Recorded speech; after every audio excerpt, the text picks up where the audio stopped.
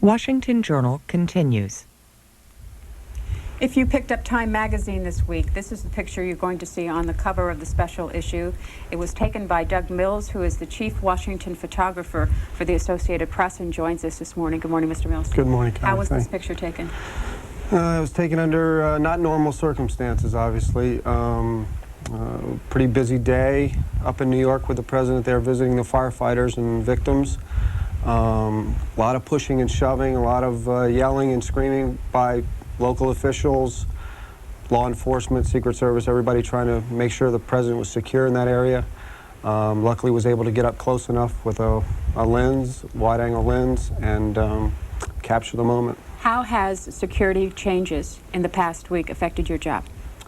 Not a lot. It hasn't really affected us a lot. The Secret Service and the White House staff have worked, hand in hand with us through this whole ordeal. We see more security probably at the gates, at the Northwest Gate coming into the White House. They look through our stuff a little more. But there hasn't been that many restrictions upon us so far. Except if you live in Northern Virginia, your traffic is horrible. Traffic is horrendous, right. and the streets around Washington and around the White House last week were pretty bad. Where were you last Tuesday?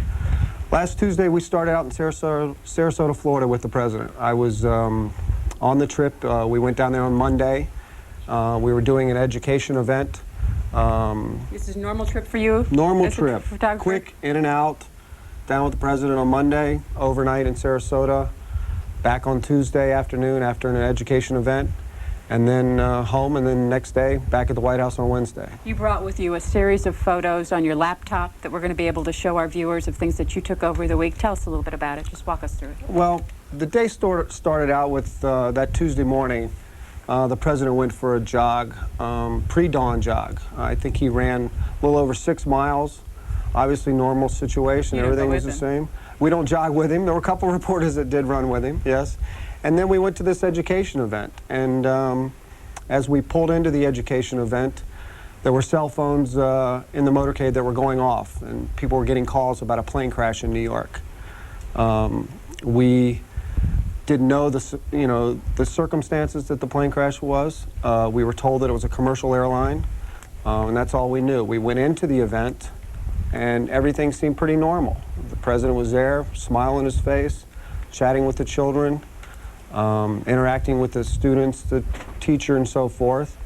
And I'd say about 5 or 6 minutes into the event, Andy Carr, the chief of staff for the president, walked over to the president and whispered something into his ear. It was only later what we found out is what he said, and he had told the president that a second aircraft had hit the World Trade Center and that America was under attack. Here you're with the president in Air Force One? Yes. Went within Nebraska? Went to with Louisiana first. That's right. Had no idea where we were going when we left Florida. These are the fighter aircraft that escorted Air Force One around that day. This is the president coming back to Andrews that late in that day. Once we were heading back to Washington, he addressed the nation that evening. And the next day, a series of meetings with national security advisors, Congress, memorial services, and then on to New York. So it's been a horrific week, and this is the president here meeting with members of Congress. How long do you usually get to stay at those meetings? We're usually in those meetings about 30 to 60 seconds, unless the president talks. Right, yep. That's about it. So it's quick. Heard it in, heard it out? Heard it in, heard it out. A lot of pushing and shoving. How did this picture come about?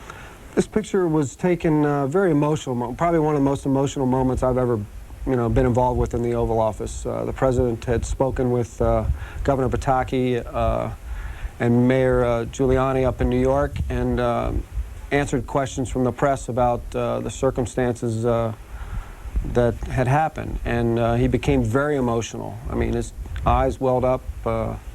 Very tearful event. This picture here was taken just as we arrived in New York City for that on Friday. And this is him greeting here the firefighters just after arrival, right down near the World Trade Center. Here he's getting a little assessment from the mayor and Senator Schumer then into the crowd to talk to the firefighters. He spoke a lot to the firefighters. He, you know, every one of them gave words of encouragement. He gave words back. Then he crawled up under this rubble. You know, it was, you know, I get chills looking at him now, looking at these pictures, because, you know, here was the old firefighter, the president there with him, and then at the end, someone handed him a flag, and he raised it up. And only did we find out afterwards that the rubble that he's standing on, you'll see a picture of him climbing off right here. This is actually a fire truck that he's climbing off of. That had been underneath the rubble? Smushed down to probably 2 or 3 feet. This picture here was taken on his return from Camp David, where he spoke about the 4 aircraft that had hit the nation. Spoke at length to reporters, reiterating his feelings about finding these terrorists and hunting them down. This here, he's walking from the old executive office building over to greet workers on that Monday morning. And this was the security outside as he went over. Flags draped there on the old executive office building. He's greeting employees here. And we've seen, you know, we've obviously seen his mood change all week. It's, you know, he's been very focused, and it's visible. How long have you been a photographer? I've been with the Associated Press 14 years, all in Washington, and been covering the White House since 1984. And what before then? I worked for the Fairfax Journal in Northern Virginia. Fairfax County, Northern Virginia? Yes, yes. How'd you make the leap? I just luckily got in touch with the right people at the right time. Was making a great deal of sports pictures. I love shooting sports, and that's was, I think, my leap from the Fairfax Journal into UPI. I went to United Press International and then on to AP. Now, some may say there's a big leap between sports and politics. Do you have to know your topic to take your photo? Absolutely. You have to be very well read on what the circumstances are, what's in the news. You have to really understand the president's team, who his advisors are, who are the important ones, and know what your subject's doing. Our phone lines are open if you'd like to join us to talk about this past week that Doug Mills has experienced in some of his photographs. You'll see the phone numbers at the bottom of your screen. Take us back now when you left Florida. Okay. And you're on your way out. What happened? Well, when we left Florida, we were, you know, the president addressed the nation explaining that there had been a plane crash in New York. At that time, 2 planes had hit the World Trade Center, and that was the extent of the story at that point. We thought we were going back to Washington. We had boarded Air Force One, and like no other times before, normally we have TVs in our cabins, as in every cabin on Air Force One. And normally we can watch a movie if there's time. And on this day, the television was live, and it was showing the events unfolding in New York. And as we were flying 35, 40,000 feet, we could see the, you know, replays of the planes hitting the World Trade Center, and then up flashed that the Pentagon had been struck. And it really took us on a completely different turn. I think then they realized that we couldn't go back to Washington, and we didn't. We were told that we weren't going back to Washington. We didn't know where we were going. They knew, obviously. President's staff knew. They were, you know, Gordon Jandreau in the lower press office was, you know, very informative to us. He explained everything that we were doing, explained how except where you were going. Except where we were going. And how did you know? When did you know that you were dropping into Louisiana? When we landed, and when we landed, asked yes, where you were? Yeah, we didn't know where we were. We asked. We were told not to use our cell phones, not to use our pagers. How'd you get in touch with AP? I could not. They wouldn't allow us to use our phones. We were pretty well secured up in a package of probably 12 or 13 people, and we couldn't. It was once the president made his statement, then they allowed us to tell AP where we were. Obviously, I called home also, to assure my wife that everything was okay with family. And then we were back on the plane again. We left Louisiana without an idea of where we were going. The pool, all of a sudden, a pool of 14 journalists that fly on Air Force One was reduced to 5 people. The staff was reduced. The Air Force was reduced. The plane was, I wouldn't say empty, but it was very different. The amount of staff that were on the plane was reduced dramatically. You were one of the 5? Yes, yes. Were you the only print photographer? I was the only still photographer. Still yes. photographer, yes, excuse me. Only still photographer. And does that mean that you would then be sharing your photos with other? Right, sharing with the other wires. Become and the pool, they call it. Right, exactly. So let's take some calls for you. Clover City, California, as we continue to look at some of Doug Mills' photographs. Go ahead, Clover City. Yes, good morning. I realize that as a photographer, your desire or job is to take the pictures that we see. But what do you have an opinion? What do you feel when you're taking the pictures? I, not being a photographer, am angry that the United States, our security, with the most modern technology that we have, that we were not more secure. I'm angry that we sit in our homes thinking that we are secure. And then, too, I was looking for the United States to apologize to the citizens that this had happened. But from a photographer's point of view, do you have an opinion? Well, I think our job is really to photograph and capture whatever the president is doing, what situations he's in, and try and document those. The thousands of newspapers that the Associated Press has members, they want to see what the president's doing. They want to be well informed. As far as an opinion, I really don't. You know, we are at the mercy of the president during these events. We are basically there just to capture whatever he's doing, you know, and not take an opinion. Doug Mills' photograph was on the front page of the New York Post on Saturday. This is what it looked like. Next call for him is from Baltimore, Maryland. Good morning. Good morning.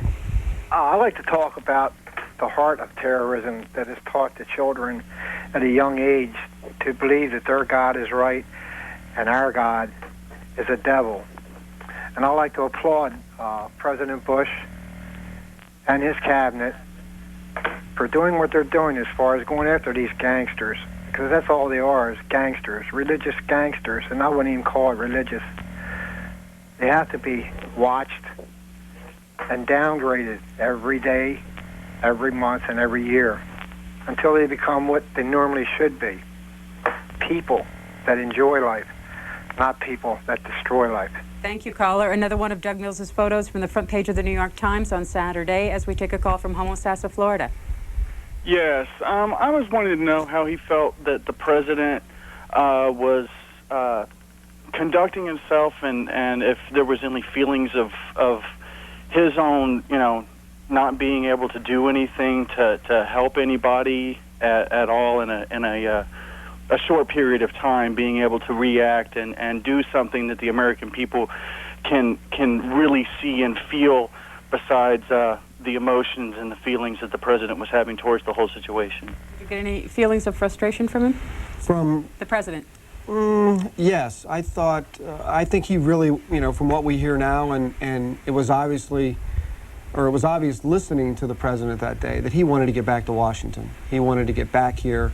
And I think we've heard since then that the vice president had advised against that because things really were uncertain. There was no idea what was next, if there was anything next.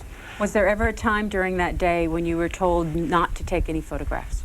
No, not really. No, there wasn't any moments. I think when I was taking pictures of Air Force One being guarded with a soldier standing in front of Air Force One, the soldier there was adamant that I get on the bus and get moving.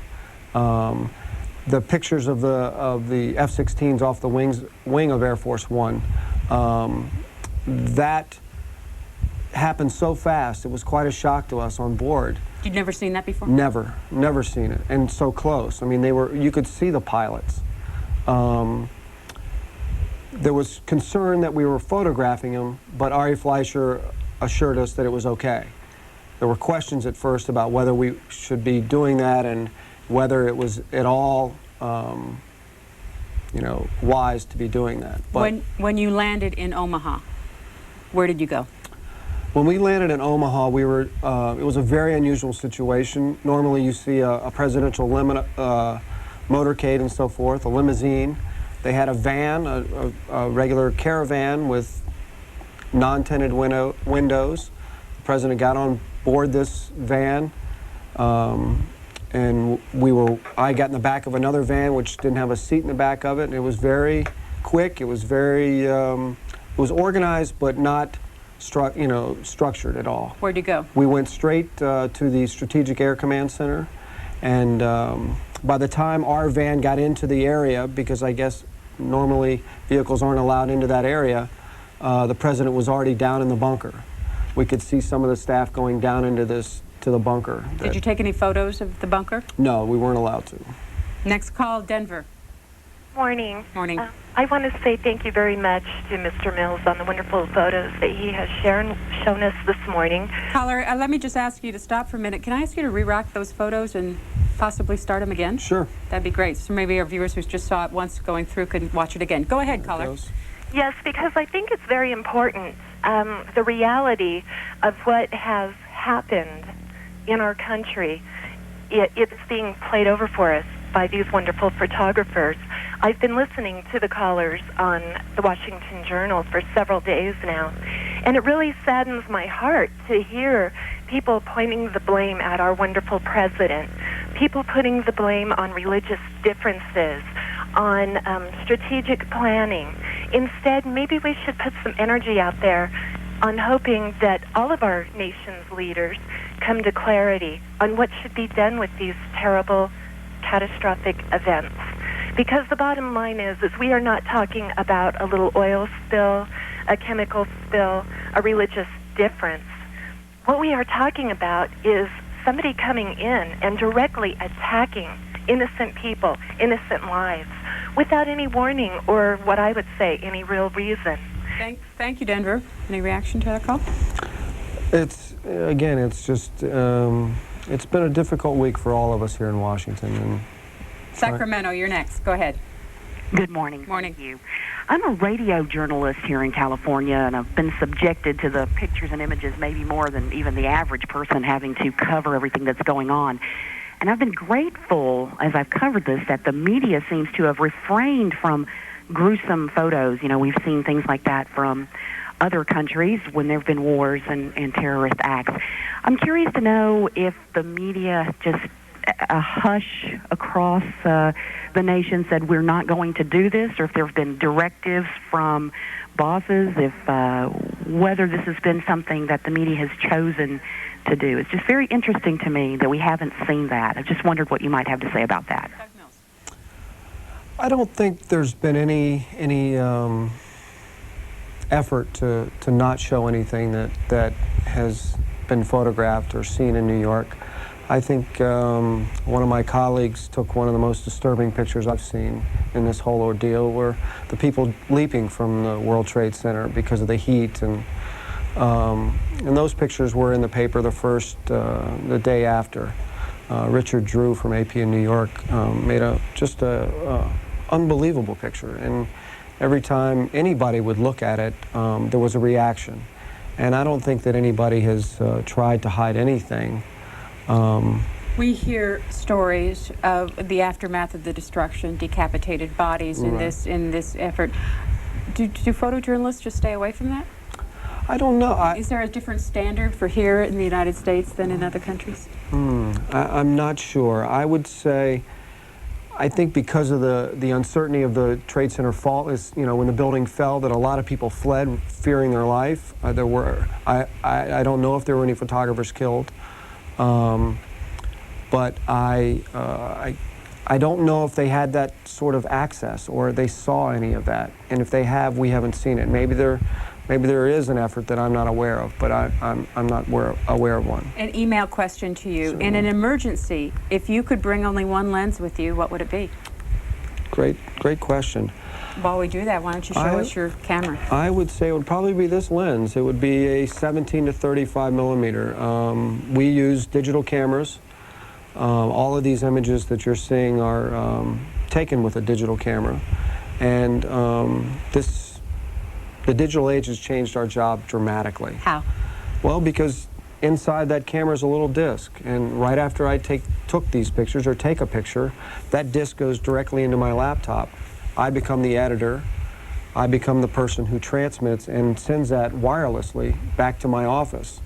So there's no more film, there's no processing, and it's minutes afterwards, minutes after the president held that flag up. I was in the van, in the motorcade, with my laptop, looking at those images, transmitting those images with a Sprint air card and my Nextel phone right from the van as we were going down the road. You crop your own photos then? Crop them, put a caption on them. You caption your own photos? Yes, How unusual is that? It's very common now. We do it to every picture.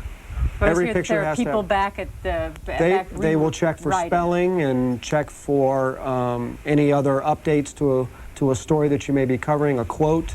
We often will download from our news desk quotes that our reporters have taken and cut and paste those into our captions. So when the pictures go to New York, they have a picture with a caption, full information, and it's ready to go to the members. So back to the question, what kind of lens is this? This is a wide-angle lens. It's a 17 to 35, which would allow me to basically document any sort of situation with a wide angle. If I had a longer lens, depending on the event really, but I think the wide angle would be the way to go. Next call, Overland Park, Kansas. Good morning. Good morning. I really appreciate your pictures and especially the way that you've shown them this morning in the sequence. It just tells a great story. It seems, I've always been struck by President Bush. He shows so much of his emotion on his face, and I was wondering how you felt about him as a subject to photograph.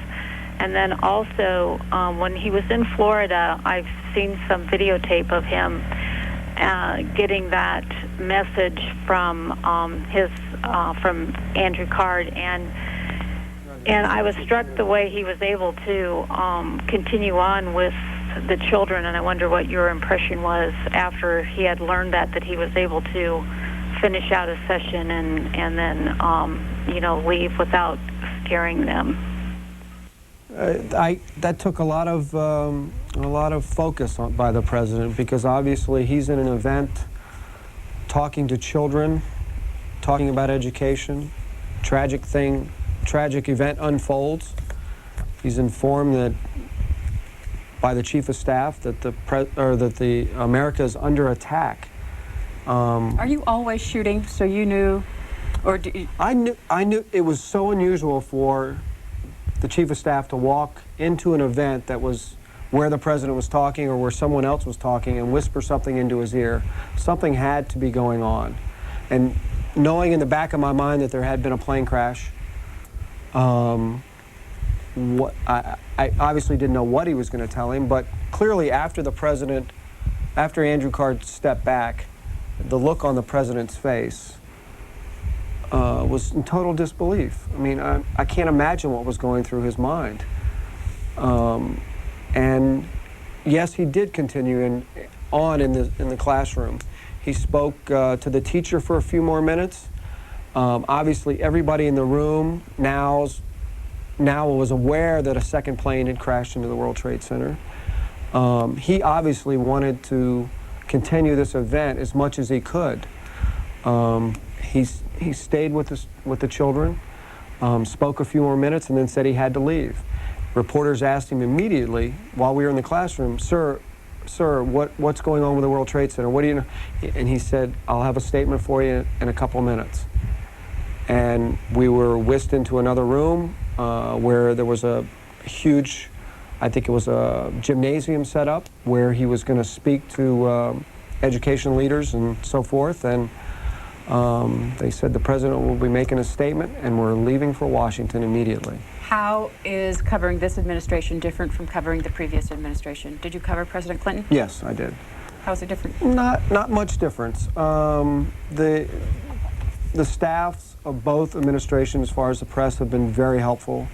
The Bush administration staff, given the fact that they've been there 9 months, and to have this on their plate now, they've handled it, you know, from our perspective, very well. We haven't had too many complaints, and we've seen the president, my goodness, normally we'd see him once or twice a day for different events, whatever the message is. And now we're seeing him, you know, multiple times a day, 3 or 4 events a day. Obviously, they're not restricting media coverage of him. He's been talking to the media nonstop. There are more quotes that the reporters have been getting. Obviously, the photographers have been very busy going to New York. He went to the Pentagon. And I think he's in this afternoon, or actually this morning, about an hour and a half, he's starting to meet with world leaders, and they'll be in the Oval Office all day, and we will too. Spartansburg, South Carolina. Yes, good morning. I appreciate your photos. First of all, I'd like to just say I support the president, support his staff. I think we have a wonderful leadership as far as Secretary of Defense, Secretary of State, and so on. I think this is a wonderful team that he has assembled with him. But I think that, as I've been thinking through the days, that I would like to hear more from the religious world in the Middle East, as far as from Mecca, as far as the religious leaders there coming out and speaking.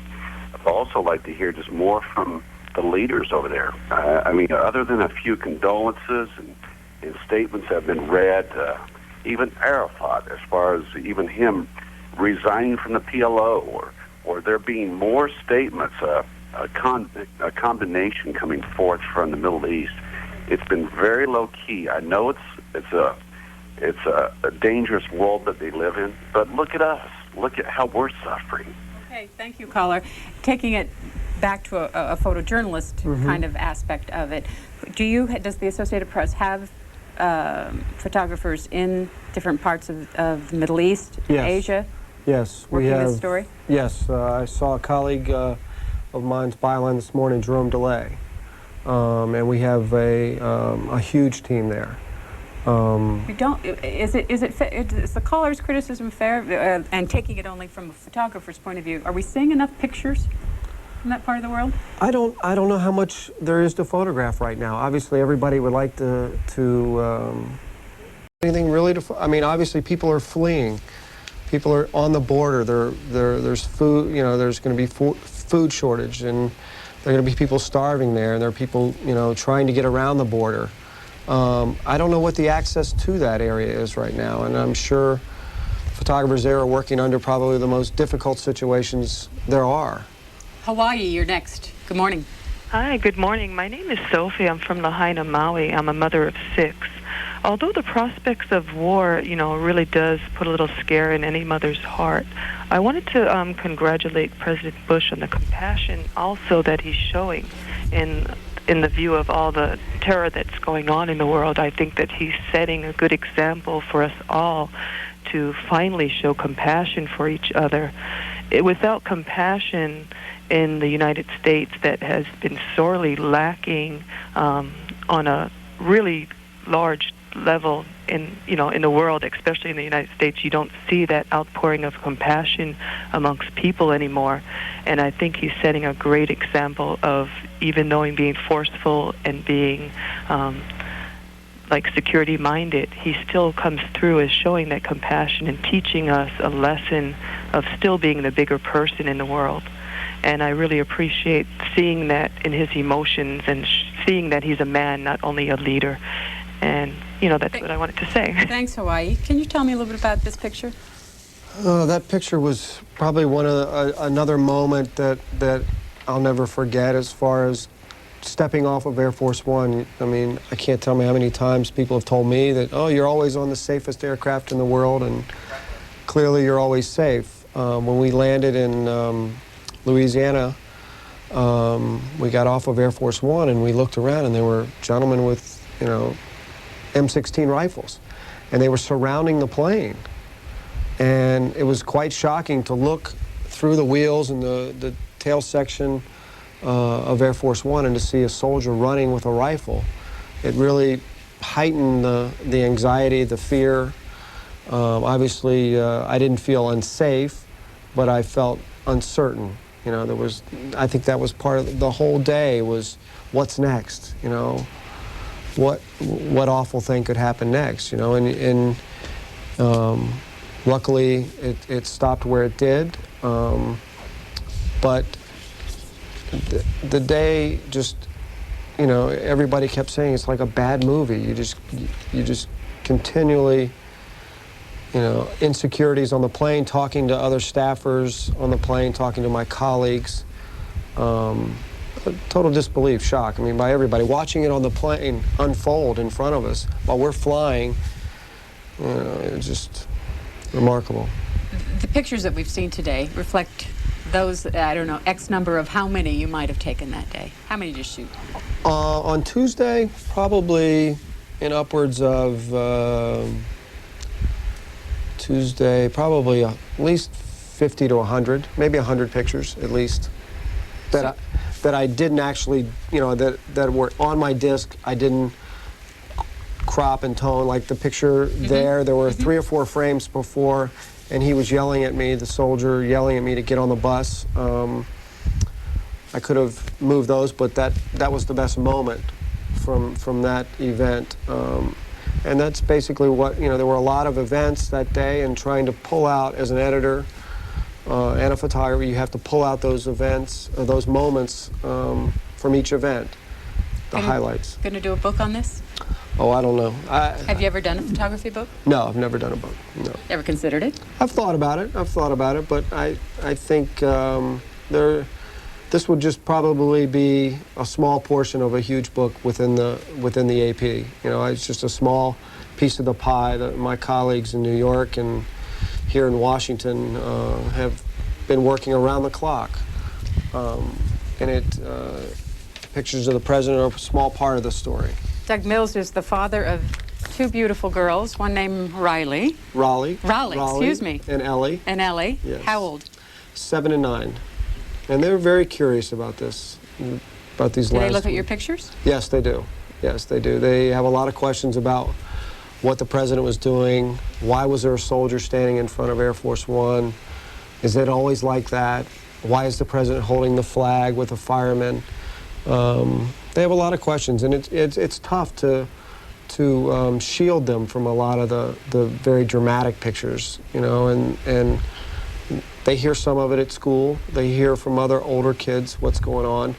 And every night there are a lot of questions about it. I'm sure at every home in the United States there are a lot of questions by the children who are seeing the newspapers and our pictures every day.